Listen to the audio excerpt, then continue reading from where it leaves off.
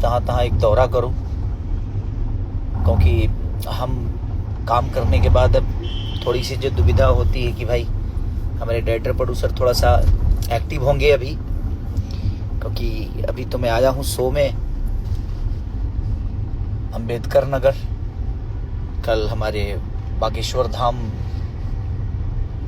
251 लड़कियों का शादी है, उसमें भी जाना है। तो गाइस मैं बता दूं, अभी अभी खेसारी लाल यादव लाइव आते हुए इन्होंने ऐसा बोल दिया कि अभी बागेश्वर धाम ये जा रहे हैं। जैसे कि फिल्म इंडस्ट्री में का जो डंक उस मूवी है, उस मूवी को लेकर के ये प्रोड्यूसर और एक्टर से भी मिलना चाह रहे थे, लेकिन इनके पास टाइम नहीं मिल पा रही है। उसी चीज़ को देखते हुए ये इनका बागेश्वर धाम जाना भी जरूरी था, क्योंकि वहाँ पे लड़कियों को शादी करवाना था। खेसारी लाल इतना अच्छे हैं, ये सोच रहे हैं कि हमें भी जो है वहाँ पे जाकर के उसमें मतलब भागीदारी लेनी चाहिए और सपोर्ट करना चाहिए। उनके जीवन में जो है उनके न्यू जीवन की शुरुआत करा देनी चाहिए। खेसारी लाल का है जो सोच बहुत ही अच्छा है।